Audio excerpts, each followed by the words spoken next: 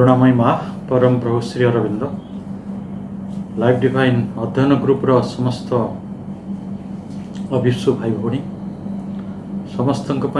माँ कृपाशीष कामना करुचे। आमे विगत 2-3टी अध्याय है एपिसोड है जहाँ आमे जिते बड़े ये आनंद रूप जद विभाति संशय the delightful existence the problem विषय आलोचना करी आसिछु। सुख दुख संपर्क रे एवं सच्चित आनंद ब्रह्म और विश्वर परिकल्पना भितरे सुख दुखर सहावस्थान ये संपर्क रे बड़ा रुचिकर अति आकर्षणीय आलोचना श्री अरविंद करिसेंति। गत थर आम जहाँ पढ़ी कथाटी आपन मन पकई दूचे जे nevertheless the abnormality of pain or its greater or lesser sum does not affect the philosophical issue. दार्शनिक दृष्टिकोण अल्प बहुत सुख दुख बा जहाँ अस्वाभाविक हेले मध्य ता रहिबा एक समस्या नहीं। समस्या होची ऑल बीइंग सच्चिदानंद जदि सबकिछि सब सत्ता गुड़िक सच्चित आनंद how can pain and suffering at all exist ताले ई जंत्रणा दुख गुड़िक आसिला कोठ। दिस द रियल प्रॉब्लम यहाँ ही होची प्रकृत समस्या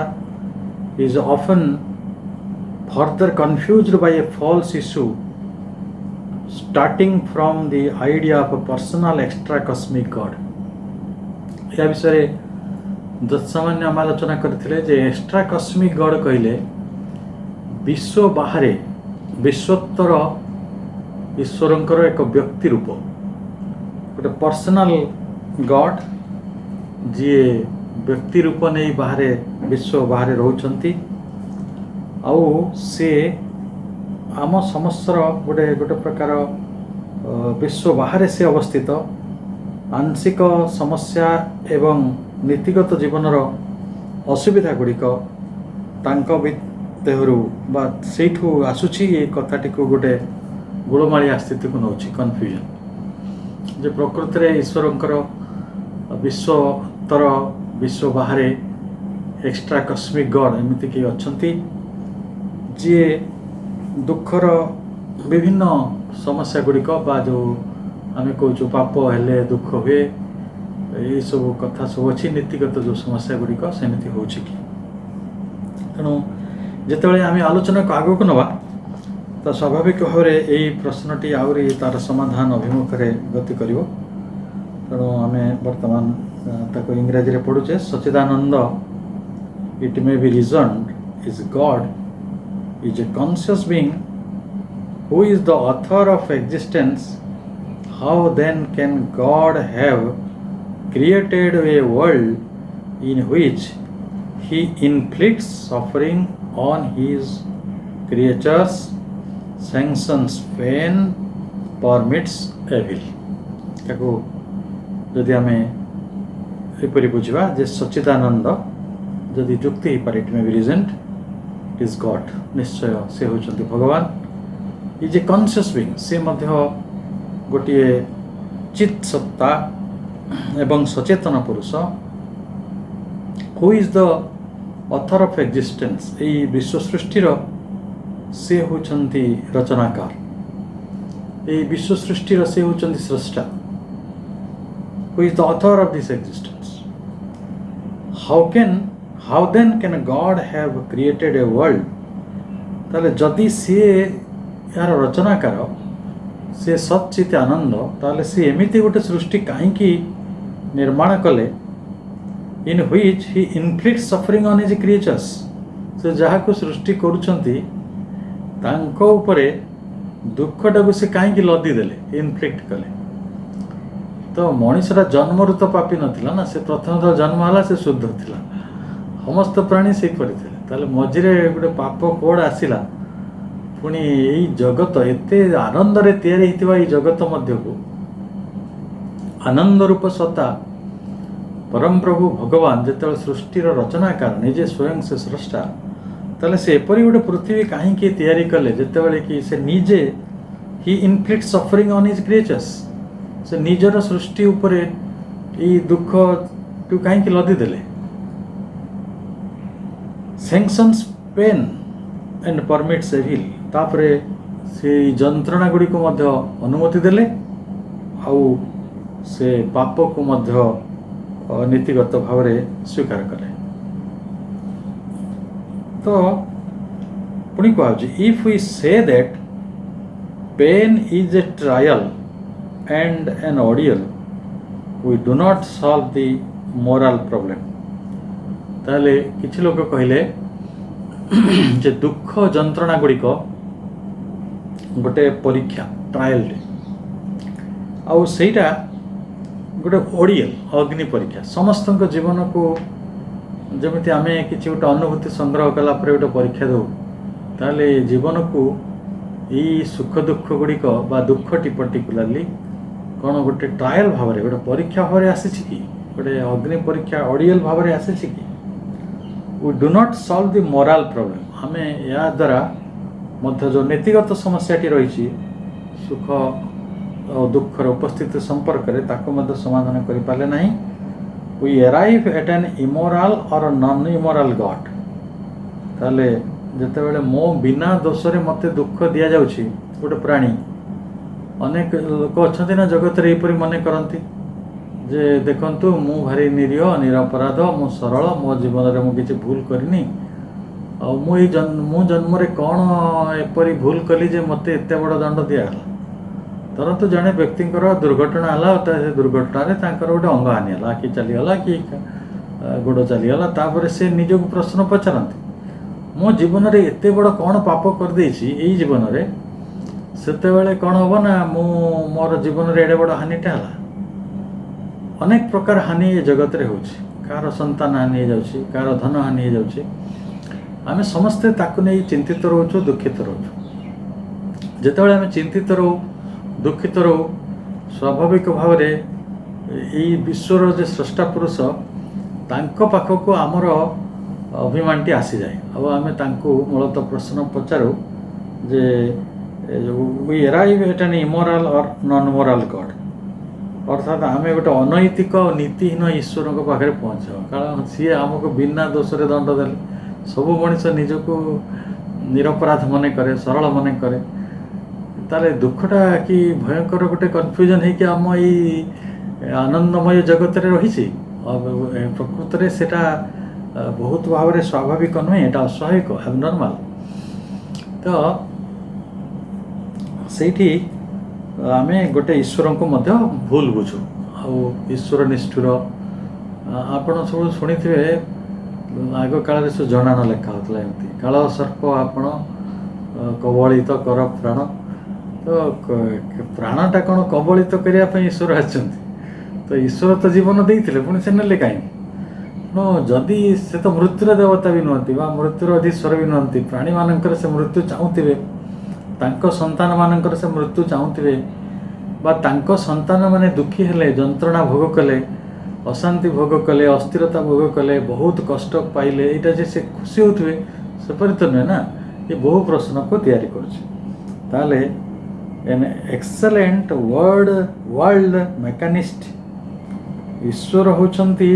निश्चित भाव में ये जगतर स्रष्टा तो निश्चय आ सी जड़े एक्सेलेंट वर्ल्ड मेकानिस्ट अर्थात एक्सेलेंट कहले निपुण वर्ल्ड मेकानिस्ट गोटे विश्व जंत्री प्रकृत में बड़ इंजीनियर के जगत अच्छे कि ना संभव मु भावुँ पृथ्वीर सबू इंजीनियरिंग यूनिवर्सिटी आ इंजीनियरिंग कॉलेज माने जी प्रजुक्ति विद्या तैयारी कर प्रजुक्ति विद्या प्रकृति में विद्यमान रही मनीष शरीर में केते केते इंजीनियरिंग काम रही आम वर्ल्ड मेकानिस्ट भाव में मानि नबार किसी असुविधा ना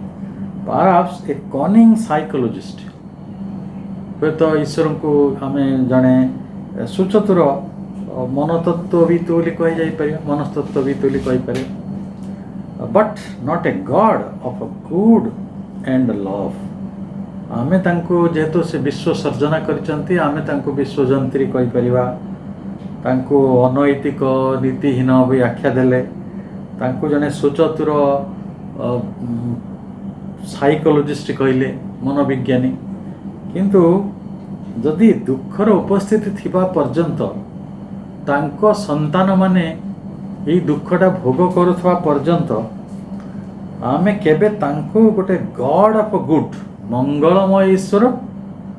एंड ऑफ लव एवं प्रेमर भगवान बोली कहवाटा कष्ट हो। तो जदि से प्रेमर ईश्वर ताले आमे जेते बेले दुखरे पड़ी के आमे लहु लुह कांदू ताले सी कहीं नीरव था ये तो प्रश्न जुग जुग धरी मनुष्यर सभ्यतार रही ताले से प्रेममय केते बेले मोर दुखरे जदि से विचलित होना जदिओ सी होचंती गोटे कॉन्शियस बीइंग सचेतन पुरुष सचेतन सत्ता आउ मोर दुखरे से विगलित होना मु तांकर संतान तो मो पाप पाई सी मते दंड दौरान कि मोर कौन भूल थिला मु तो जानी पारनी पुणी यही जन्म भूलटा न बुझी पारे मते प्रारब्ध देखे दिया पूर्व जन्म मोर कौन भूल अच्छे जो पूर्व जन्मटा मु आदौ जानी ना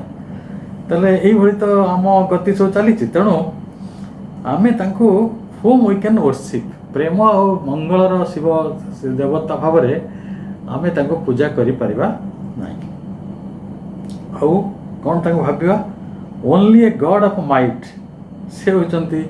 शक्तिर देवता शक्तिर भगवान सी प्रेमर भगवान नहंती कि से मंगलमय प्रभु नहंती ताले से कौन प्रभु ना से शक्तिर प्रभु टू हुज लॉ जहाँकर नियम अनुसार we must submit or whose caprice we may hope to propitiate अर्थात तांकर जो कठोर नियम रही से नियमटा पाखरे आमे केवल सबमिट करवा वश्यता स्वीकार करवा किंबा whose caprice we may hope to propitiate अर्थात तांको ख्याल को हुए तो आमे आशा करवा जे भली आमे तांको प्रोपिशिएट करवा तृप्त करवा देखंतु जगत रे आमे अनेक लोकन को जानू जदि प्रकृत रे अंतरंग भाव में ईश्वर भावटी को आम भितर निश्चय समस्त पाखे अच्छी अनेक लोक दियो देवता पूजा को मंदिर जाती चर्च जाऊँच सबुआड़े आम भगवान को खोजुचु तृप्त करने चाहूँ प्रोपिशिएट ये जो तृप्त करने चाहूँ कौनटा तृप्त कर कैप्राइस गुड़ाक मान खियालटा मौज गुड़ाक सत्य जेपरी आम सहित खेलिया काम मु सबुठार भल जीवन बंचुची काली सकाल देखा मोर किसी न मु अंध होती ना मो गोड़ भांगी होती गत काली गोटे विमान दुर्घटना केड़े आनंद से उड़ी जाते तो लैंडिंग कर किसी समय भितर एपरी गोटे दुर्घटना घटला कई लोक कोड़े ना दुखटीर उपस्थिति दुर्घटनार उपस्थिति यही पृथ्वी एपरी भाव में रही सत्य लगे ये हूँ गोटे भगवान कैप्राइस गोटे खेल गोटे मौज ख्याल यारी भितर आमे कौन करुचु ना तांको खुशी करिया भितर भी चेष्टा करुचु आमे तो सकल दुख देखंतु ये जगत रे अनेक लोक अछंती जो माने दुख पाउछंती मु देखिछि कठोर दुख पाइछंती कठिन दुख पाइछंती किंतु से माने आजि मध्य भगवान को तृप्त करिया पई पूजा करिया पई आ तांको बाध्य होछंती तांको जदि भीतर को जाई पचरा जीवो एबे भी भगवान को प्रति आमर भय रही जे काले से मोर किसी अनिष्ट करदे ताले से गोटे इमोराल गॉड बा गोटे नॉन मोराल गॉडर परिस्थिति तैयारी है जोटी अनेक समय आमे तांको गोटे शक्तिर देवता बोली जानू जी तांकर शक्ति प्रयोग कले बहु असंभव को संभव करदेवे तांको आम जीवन में सुख गुड़ी को दुख रे परिणत कर दे परिबे अधिकांश तो ताई हो जाए आउ आम दुख गुड़ी को मध्य सुख रे परिणत करिया तांकर क्षमता अछि किंतु सेटा से केतेबेले काम रे लगांती सेटा साधारण प्राणी सहजरे बुझी पारेनी तेणु मुख्यतः गोटे भय बा गोटे हानिर आशंकार ये जगत रे प्राणी सकल भगवान को तांको ख्यालटा को सत्य जेपरी तृप्त करिया को आशा करुछंती ए कथाटी कहला for one who invents nature torture as a means of test or ordeal ताले ये होचंती सेही देवता जी टॉर्चरटा को पीड़नटा को गोटे मीन्स ऑफ टेस्ट और ऑडियल बोली भावी ମାନେ ଦେଖନ୍ତୁ ମୁଁ ଶୁଣିଛି ଈଶ୍ୱର ହେଲେ ନ୍ୟାୟକାରୀ, ସେ ଆମର କର୍ମ ଅନୁସାରେ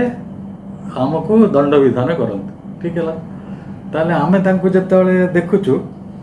ସେ ଯେତେବେଳେ ଆମକୁ ଦଣ୍ଡ ଦିଅନ୍ତି ଦୁଃଖ କଷ୍ଟର ମାଧ୍ୟମରେ ଦିଅନ୍ତି।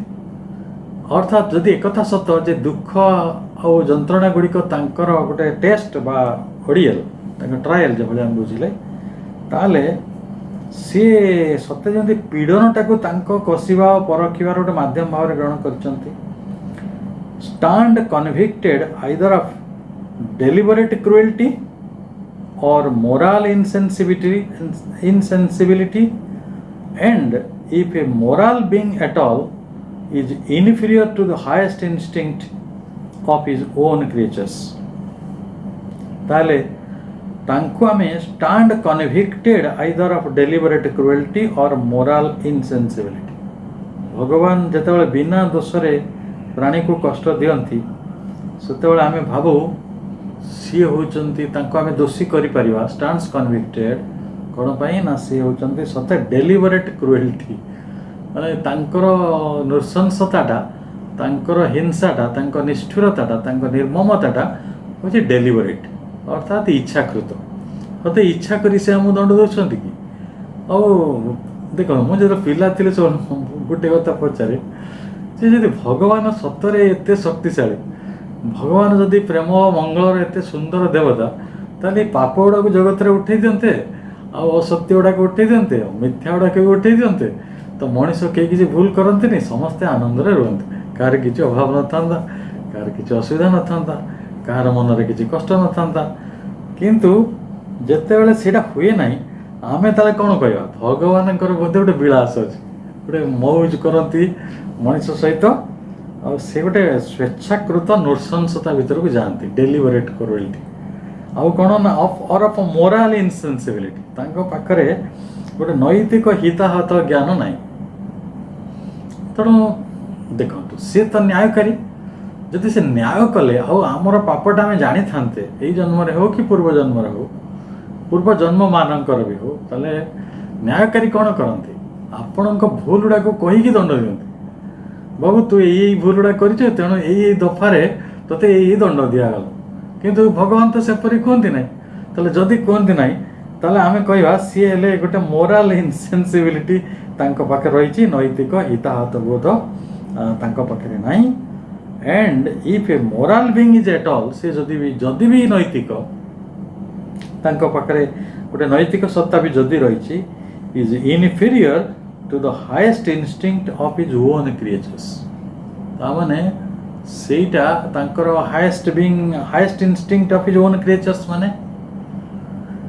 ତାଙ୍କର ଉଚ୍ଚତମ ପ୍ରବୃତ୍ତି ଗୁଡ଼ା କ'ଣ? ଦୟା, କ୍ଷମା, ପ୍ରେମ, କରୁଣା, ଯୋଉଡ଼ାକ ମଣିଷ ପାଖରେ ରହିଛି। ତାହେଲେ ତାଠାରୁ ଈଶ୍ୱର ହେଉଛନ୍ତି ଇନଫେରିୟର, ମାନେ ତାଙ୍କର ଦେଖନ୍ତୁ, ଭଗବାନଙ୍କ ବିଚାରରେ କେତେଜଣ ସନ୍ତୁଷ୍ଟ ଏ ଜଗତରେ? ଦେଖନ୍ତୁ, ଆମେ ସମସ୍ତେ ଭଗବାନଙ୍କୁ ଦୋଷ ଦେଉ ଯେ ପ୍ରଭୁ ମୋତେ ବିନା କାରଣରେ ଗୋଟେ ଏଡ଼େ ବଡ଼ ଦଣ୍ଡରେ ଦଣ୍ଡିତ କଲ। ତାହେଲେ ଯେଉଁ ବେପାରୀର ଜାହାଜ ମଝି ଦରିଆରେ ବୁଡ଼ିଯାଏ, ଯାହାର ବ୍ୟବସାୟୀ ପୁଅ, ସମର୍ଥ ପୁଅ ଘରକୁ ଯାଇକି ଆଉ ଘରକୁ ଫେରିନି, ଯାହାର ଭାଇ ମରିଯାଇଛି, ଯାହାର ବାପା ମରିଯାଇଛି, ଯାହାର ପୁଅ ମରିଯାଇଛି, ତ ସେଇଠି ଯେଉଁ ଦଣ୍ଡଟି ମିଳୁଛି, ଯାହାର ଅତି ଅସାଧ୍ୟ ରୋଗରେ ଗୋଟେ ପରିବାର ଜଣେ ପୀଡ଼ିତ ଅଛି, ସେଇ ଜାଗାରେ ଆମେ ଈଶ୍ୱରଙ୍କୁ ଦୋଷୀ କରିବାଟା ବଡ଼ ବିଚିତ୍ର କଥା ନୁହେଁ? ଆଉ ଯଦି ବି ଆମେ ତାଙ୍କ ହିସାବରେ ସେ ଆମକୁ ଦଣ୍ଡ ଦେଇଥାନ୍ତି, ତାହେଲେ ସେ ଦଣ୍ଡଟି ଆମର ଭୁଲ ଠାରୁ, ଆମର ପାପ ଠାରୁ, ତଥାକଥିତ ପାପ ଠାରୁ ଯେ ଅଧିକ ବୋଲି ଆମେ ସବୁବେଳେ ଦୋଷାରୋପ କରୁ। ତେଣୁ ଈଶ୍ୱର ଯେ କ୍ଷମାକାରୀ ନୁହନ୍ତି, ଏଇଟା ତ ବୁଝା ପଡ଼ିଯାଏ। ଈଶ୍ୱରଙ୍କର କରୁଣା ନାହିଁ, ଯଦି କରୁଣା ଥାନ୍ତା ସେ ତ ମୋତେ କ୍ଷମା କରିଦିଅନ୍ତି ଯଦି ମୋର କିଛି ଭୁଲ ଥିଲା। ତାହେଲେ ଏଇ ଯେଉଁ ଫିଲୋସଫିକାଲ ଇସ୍ୟୁ, ଯେଉଁ ନୈତିକତାର କଥା ଶ୍ରୀ ଅରବିନ୍ଦ ପ୍ରଥମରୁ ଉଠେଇଥିଲେ, ଏଇଟା ଗୋଟେ ବିଚିତ୍ର ଗଭୀରତା ଆଡ଼କୁ ଯାଉଛି, ଯେଉଁଠି ଆମେ ଗୋଟେ ସମାଧାନ ପାଇବା। ତାପରେ ସେ କହୁଛନ୍ତି ଯେ and if to escape this moral difficulty, ଯଦି ଆମେ ଏଇ ନୈତିକ ସମସ୍ୟାଟାକୁ ଦୂରେଇ ଦେବାକୁ ଚାହୁଁଛୁ ବା ଆଭଏଡ଼ କରିବାକୁ ଚାହୁଁଛୁ, ଏସ୍କେପ୍ ହେବାକୁ ଚାହୁଁଛୁ, ପ୍ରକୃତରେ ଏଇଭଳି ଗୋଟେ କିଛି କଥା ଥିବ କି? ଆପଣ ଗଭୀର ଭାବରେ ଦେଖନ୍ତୁ, जे सेमिति न्यायकारी बा जी प्रकृत में मनीषर भूल पाई दंड दौरान एपरी गोटे व्यवस्था कहीं गोटे खूब प्रासंगिक लगुना। तेणु जदि आम ये गोटे परिस्थिति को अवॉइड करने चाहिए मोराल डिफिकल्टी को, we say that pain is an inevitable result and natural punishment of moral evil. जो कथाटी मु कही आसुଥିଲି, जदि जड़े व्यक्ति पाखरे किछि मोराल एविल अच्छी, नैतिक पाप रही भूल रही,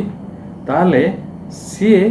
दुख कष्टटी को गोटे नेचुरल पनिशमेंट भाव में, स्वाभाविक शास्ति विधान भाव में, गोटे इनएविटेबल रिजल्ट भाव में पाउछंती, अवश्यम भावी परिणाम भाव में पाउछंती। एन एक्सप्लेनेशन, ये गोटे प्रकार स्पष्टीकरण बा व्याख्या, which will not even square with the facts of life unless we admit the theory of karma and rebirth, by which the soul suffers now for antenatal sin in other bodies. We still do not escape the very root of the ethical problem: who created, or why or whence was created that moral evil which entails the punishment of pain and suffering. ये कथाटी आहरी बुझला भाई आपको आम एपरी बुझू, ताले ये जो नैतिक मोराल एविल पाई आम गोटे इनएविटेबल रिजल्ट भाव में नेचुरल पनिशमेंट पाउछु, स्वाभाविक शास्ति विधान पाउछु, अवश्यम भावी परिणाम ही आम जीवन में जंत्रणा रही नैतिक पाप गुड़िक, ताले ये जो गोटे व्याख्या जहाँ बर्तमान will not even square with the facts, ये गोटे सत्य बा वास्तवता सहित राजी हो पारुना कहीं ना ऑफ लाइफ जीवन अनलेस वी एडमिट, जिते आम यही जन्म किसी गोटे भूल नहीं, मन करते गोटे छोट छुआ कथा देखिए, गोटे 6 मासर छुआ सेजरे शोची कला पिलाटे कथा भी कहने ताकू गोटे दुरारोग्य व्याधि है, तापर आम कहवा कि से जन्म किसी भूल करथिला, मोराल किसी तार एविल थिला, तो नुहे ना, ताले से कष्ट कहीं पाइला, ताले सेठी आम पंडित मैंने कौन कही दउछु ना we admit the theory of karma, आम कहता कर्म विगत जन्म करा यही शरीर से किसी भूल करना, तापर एंड रिबर्थ से पुराना जन्म आम ये दुईटा जिन स्वीकार करा, एक कर्म को स्वीकार करवा आ दुई रे कर्मवादटा को आउ रिबर्थ को भी स्वीकार करवा, बाय व्हिच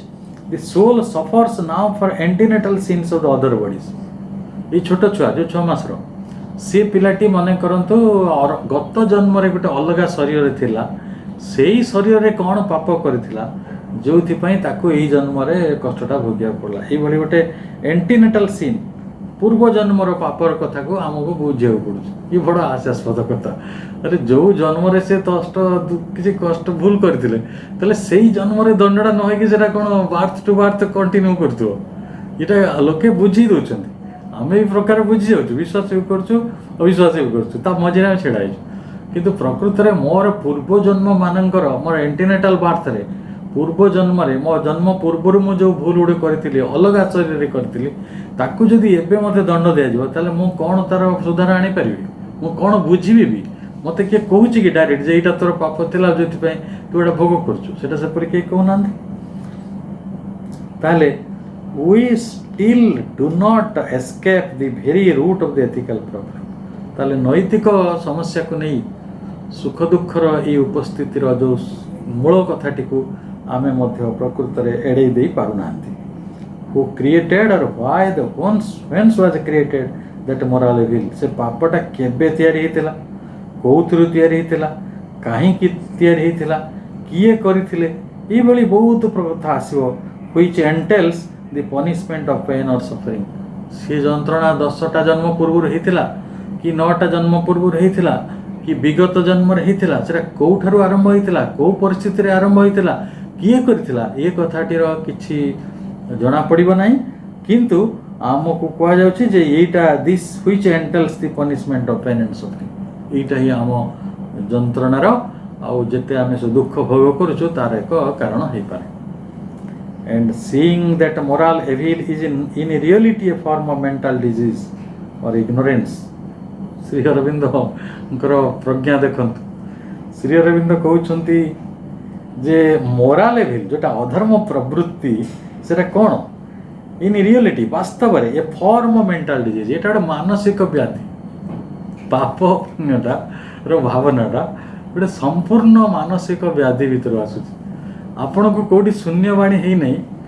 जे यहीटा पाप यहीटा पुण्य आमको गोटे बोध आम विवेक अच्छी मुझे जनक जो कष्ट दूची आघात करुच्ची चक्रांत करके दुख दूची हत्या करुच्ची कि प्रति हिंसा आचरण करुच्ची एटा भूल आमे प्राणी मात्र के आनंद दबा कथा उपकार करिया कथा एटा पुण्य लोकर यही बोधटी रही किंतु जे तथापि भी अनेक समय कौन हुए ना अति भल कथा को भी लोके पाप बोली मन करती ये जगत रे आप अनेक देखिए बहुत सुंदर कथा रही जीवन में पाप बोली मन करती ये पाप पुण्यर धारणा बड़ विचित्र बोली मुझे आलोचन कही धर तू जड़े लोक माछ खाए सी जब गुरुवार देव खाईदेव से तार पाप हो ता भितर मैं गोटे प्रबल प्रतिक्रिया एपरिक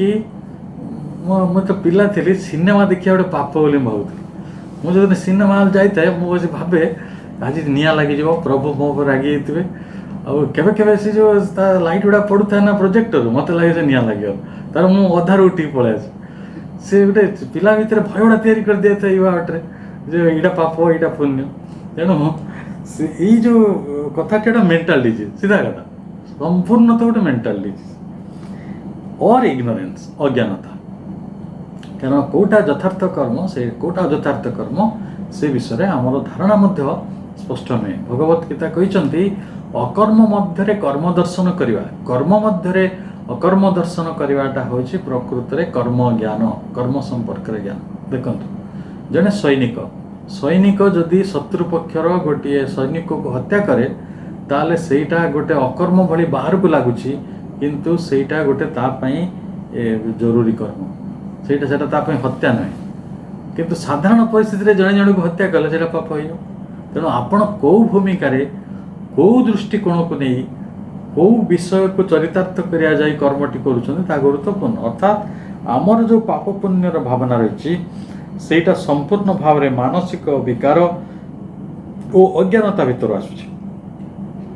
ताले आमे कौन करूँ हु और what created this law of inevitable connection which punishes a mental disease or a act of ignorance by recoil so terrible ताले जदि पाप पुण्यर बोधटा गोटे मानसिक रोग बा गोटे अज्ञानतार भूमि ताले यही भली जो किभली भाव में ये अपरिहार्य संजोगटी तैयारी होची जा फल मन मनुष्यटी एते बड़ दंड दुख जंत्रणा भीतर प्रवेश करुची एवं एटा गोटे टेरिबल चक्र होइक रही recoil so terrible by tortures often so extreme and monstrous मनुष्यर जीवन निर्यातना जड़े जड़े मनीष अच्छा दुख आप शुणी पारे आदौ शुणी पारे सेटा एत बड़ दुख एत बड़ दुख निर्यातना एत भयंकर एत एक्सट्रीम एत उत्कट आते मॉन्स्ट्रस एत विकट राक्षस भाई से कष्ट पाता तार से कष्ट गुड़ाक वर्णना करा भी मत डर लगे आप कष्ट देखी गोटे घर थी 4 जन लोक कष्ट पाते कार आखि खराब हो किडनी खराब हो कार हार्ट खराब हो किए गोटे कैंसर रे पड़ी 4 जन जाक चिकित्सा पैसा पाऊन किसी आर्थिक संबल नापाखे कि चाकरी नई परिस्थिति रही बहुत परिवार ये उत्कट एवं विकट दुख रही the inexorable law of karma is irreconcilable with a supreme moral and personality ताहले ये जो निष्ठुर कर्मर नियमटी असंगत लगुच इरेकन्सिबल लगुच क्या सहित ना गोटे सर्वोच्च नीतिस्थ व्यक्ति ईश्वर जोटा पर्सनालिटी जब से ईश्वर होता व्यक्ति रूप में था ताले से तो आमको निश्चित भाव में कथा कही था निश्चित भाव आम पाखे बसी था निश्चित भाव से आमको बुझे था जे युवाक आमर भूल आईटा आम करवा उचित नुहे जहाँफल आमर दंडटी बड़ कठोर हो कथा से कही पारि था and therefore the clear logic of Buddha denied the existence of any free और ऑल गवर्निंग पर्सनल गॉड तेणु बुद्ध जितेबाला दार्शनिक जगत को एक सुख दुखर ये कथा गुड़ी को बुझा चेष्टा कले से कौन कले कहले जे जड़े मुक्त आ सबकि को नियंत्रण करुवा जड़े व्यक्तिगत ईश्वरंकर व्यक्ति रूप किसी ना ईश्वरंकर व्यक्ति रूप किसी ना तेणु ଈଶ୍ୱରଙ୍କ ଉପସ୍ଥିତି ସମ୍ପର୍କରେ ବୁଦ୍ଧ ନୀରବ ରହୁଥିଲେ, ମନା କରୁନଥିଲେ, ଈଶ୍ୱର ନାହାନ୍ତି ବୋଲି କହୁନଥିଲେ, କିନ୍ତୁ ସେ କହୁଥିଲେ ଈଶ୍ୱର ଯେଉଁ ରୂପରେ ଅଛନ୍ତି ତାଙ୍କୁ ବୁଝିପାରିବା ଏଇ ମଣିଷ ମନ ପକ୍ଷରେ ଅସମ୍ଭବ। ତେଣୁ ମଣିଷ ଯେମିତି ଯେତେବେଳେ ବୁଝିବ ସିଏ ତାଙ୍କୁ ଗୋଟେ ବ୍ୟକ୍ତି ରୂପରେ ବୁଝିବ। ମୁଁ ବହୁତ ସମୟରେ ବଡ଼ ମଜା ବି କରେ ଯେ ଆମେ କ'ଣ ଈଶ୍ୱରଙ୍କ ରୂପଟା କ'ଣ ଗୋଟେ ଚିତ୍ରକରର ଆଖିରେ ଦେଖିଛୁ। ଯେତେବେଳେ ଲମ୍ବା ଦୀର୍ଘ ସମୟ 1985 ଆଡ଼କୁ ପ୍ରଥମେ ଆରମ୍ଭ ହେଲା ସିରିଏଲ୍ ରାମଙ୍କର ସୀତାଙ୍କର ଯେଉଁ ଆମେ କହୁ ରାମାୟଣ ସିରିଏଲ୍। ତ ସେତେବେଳେ ମନୋଜ ଦାସ ତାଙ୍କ ହେରିଟେଜ୍ ପତ୍ରିକାରେ ଗୋଟେ ଚମତ୍କାର କଥା ଲେଖିଥିଲେ ଯେ ଏଇ ଯେଉଁ ପିଢ଼ି ଯେଉଁମାନେ ରାମାୟଣଟା ଦେଖୁଛନ୍ତି ଟିଭିରୁ, ସେମାନଙ୍କ ମନରେ ନିଶ୍ଚିତ ଭାବରେ ଗୋଟେ ସ୍ପଷ୍ଟ ହେଇକି ରହିଯିବ, ରାମ କହିଲେ ସେ ଅରୁଣ ଗୋବିଲ ଭଳିଆ ଦେଖାଯିବ, ସୀତା କହିଲେ ଦୀପିକା ଚିକିଲିଆ ଭଳିଆ ଦେଖାଯିବ। କିନ୍ତୁ ସୀତାଙ୍କ ରୂପ କିଏ ଦେଖିଥିଲେ ନା ରାମଙ୍କ ରୂପ କିଏ ଦେଖିଥିଲେ? ତେଣୁ ଏଇଟା କ'ଣ ହୁଏ ନା ଚିତ୍ରକର ମାନେ ଭଗବାନଙ୍କ ଯେଉଁ ରୂପ ଆଙ୍କି ଦିଅନ୍ତି, ଆମେ ଶିବ ଏଇଭଳିଆ ଦେଖାଯିବେ, ରାମ ଏଇଭଳିଆ ଦେଖାଯିବେ, କୃଷ୍ଣ ଏଇଭଳିଆ ଦେଖାଯିବେ, ଏଇଭଳି ଚିତ୍ରକୁ ନେଇ ଆମେ ପ୍ରକୃତରେ ଗୋଟେ ପ୍ରକାର ବ୍ୟକ୍ତି ଈଶ୍ୱରକୁ ବିଶ୍ୱାସ କରୁଥାଉ, କିନ୍ତୁ ବୁଦ୍ଧ ତାକୁ ମନା କରୁଥିଲେ। ତେଣୁ ଗୋଟେ ଫ୍ରି ଆଉ ଅଲ୍ ଗଭର୍ଣ୍ଣିଂ ପର୍ସନାଲ ଗଡ୍ କେହି ନାହାନ୍ତି। All personality declared to be creation of ignorance and subject to karma. ତେଣୁ ତାହେଲେ ଈଶ୍ୱରଙ୍କର ଏତେ ରୂପକୁ ଯେ ଆମେ ମନ୍ଦିରରେ ପୂଜା କରୁଛୁ, ଆଉ ଏତେ ତାଙ୍କ ରୂପକୁ ନେଇ ସିରିଏଲ୍ ତିଆରି କରୁଛୁ, ଆଉ ଏତେ କଥାକୁ ଯେ ବୁଝିଛୁ, ସବୁ ଏଇ ରୂପଟା ସବୁ କୁଆଡ଼େ ଯିବେ? ତାହେଲେ ଏଇ ରୂପଟା ହେଉଛି କ'ଣ ନା it is a creation of ignorance. ଏ ସବୁ ଅଜ୍ଞାନତାର ପରିଣତି। ଆମେ ଈଶ୍ୱରଙ୍କ ପାଇଁ ମନ୍ଦିର ତିଆରି କରିଦେଉଛୁ, ଈଶ୍ୱରଙ୍କ ପାଇଁ ମସଜିଦ୍ ତିଆରି କରିଦେଉଛୁ। ତେଣୁ ଆମେ ସବୁ ବଡ଼ ବେଶୀ ସମର୍ଥ ସତ୍ତା। ତେଣୁ ଯିଏ ଆମ ପାଇଁ ସବୁକିଛି ତିଆରି କରିଛନ୍ତି, ଆମେ ତାଙ୍କ ରୂପ ଆକୃତି ଭିତରକୁ ଆଣିକି ତାଙ୍କ ପାଇଁ ସବୁକିଛି ଖଞ୍ଜିବାର କାମ କରୁଛୁ। ଆଉ ତାହେଲେ ଆମେ ଯେଉଁ ପର୍ସନାଲିଟି ଗୁଡ଼ା ଡିକ୍ଲେୟାର କରିଛୁ, ଅଲ୍ ପର୍ସନାଲିଟି ହି declared to be creation of ignorance and subject to karma. ଏଇଟା ହିଁ ଆମ କର୍ମର ପରିଧି। ଆମେ ଈଶ୍ୱରଙ୍କୁ ଆମ ଭଳି ଦେଖିଛୁ, ଆଉ ମଣିଷ ଭଳି ଈଶ୍ୱରଙ୍କୁ ଦେଖୁଛନ୍ତି। ତାହେଲେ ଏକ୍ସଟ୍ରା କସ୍ମିକ୍ ଗଡ୍, ସିଏ ବିଶ୍ୱ ବାହାରେ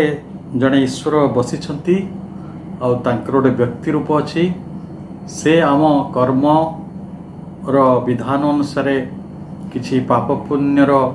ଆଧାରରେ ଆମକୁ ଦଣ୍ଡିତ କରୁଛନ୍ତି ଏବଂ ଆମକୁ ସେହି ଅନୁସାରେ ସୁଖ ଦୁଃଖ ଭୋଗ ହେଉଛି। ଏ କଥାର ଯେଉଁ ପରିକଳ୍ପନା ଯେତେବେଳେ କରାଯାଇଥିଲା, ଏହାକୁ ଶ୍ରୀ ଅରବିନ୍ଦ ଏବଂ ତା ପୂର୍ବରୁ ବୁଦ୍ଧଙ୍କ ଭଳି ମହାତ୍ମାମାନେ ଅସ୍ୱୀକାର କରିଥିଲେ ଏବଂ କହିଥିଲେ ଏଇଟା ଗୋଟେ ମଣିଷର ମନଗଢ଼ା ନିତାନ୍ତ ମାନସିକ ବ୍ୟାଧି ଓ ଅଜ୍ଞାନତା ଭିତରୁ ଏଭଳି ଧାରଣା ଆସୁଛି।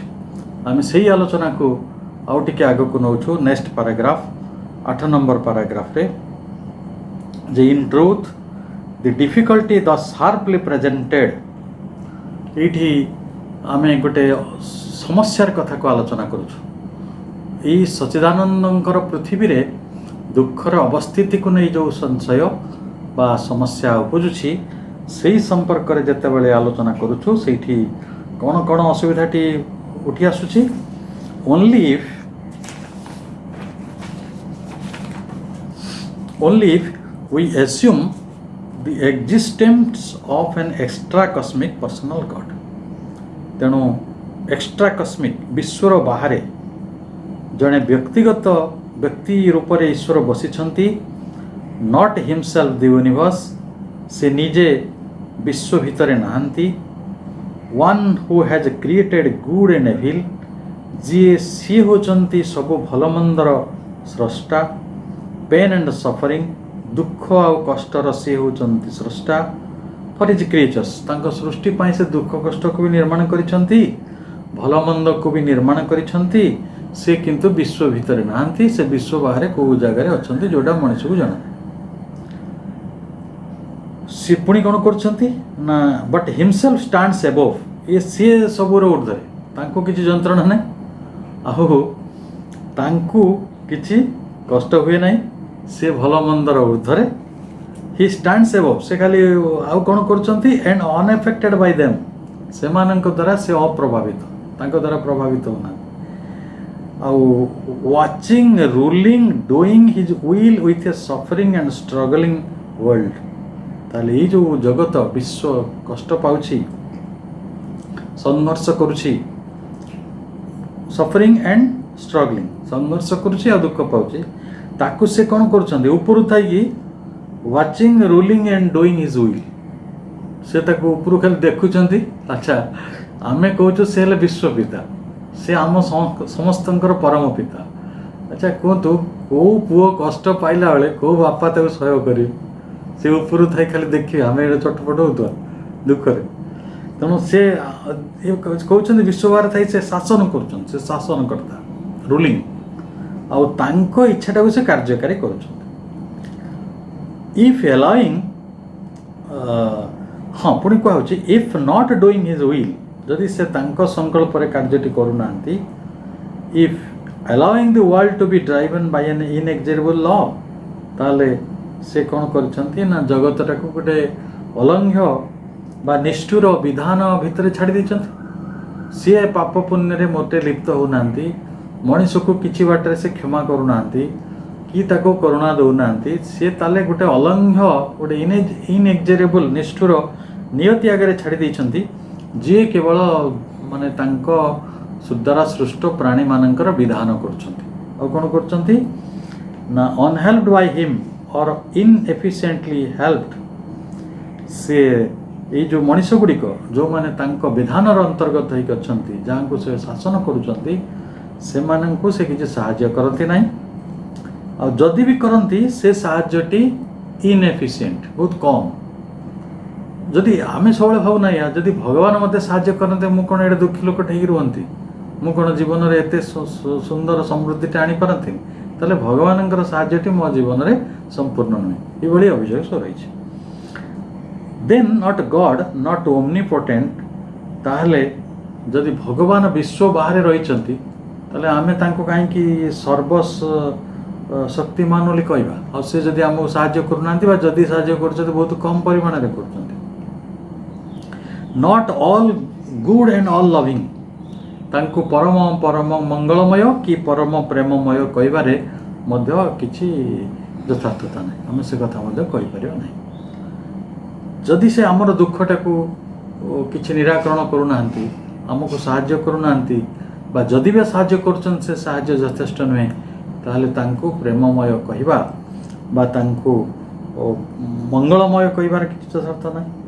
On no theory of an extra cosmic moral God can evil and suffering be explained,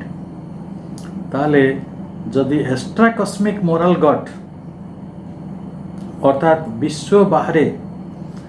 ଗୋଟେ ନୈତିକ ଈଶ୍ୱରଙ୍କର ପରିକଳ୍ପନାର ତତ୍ତ୍ୱଟିକୁ ଆମେ ଛାଡ଼ିଦେବା, ତାହେଲେ ଆମେ ପାପ ଆଉ ଦୁଃଖର ତତ୍ତ୍ୱଟିକୁ ମଧ୍ୟ ବ୍ୟାଖ୍ୟା କରିପାରିବା ନାହିଁ, ତାକୁ ବୁଝେଇ ପାରିବା ନାହିଁ। The creation of evil and suffering except by an unsatisfactory subterfuge which avoids the question at issue instead of answering it,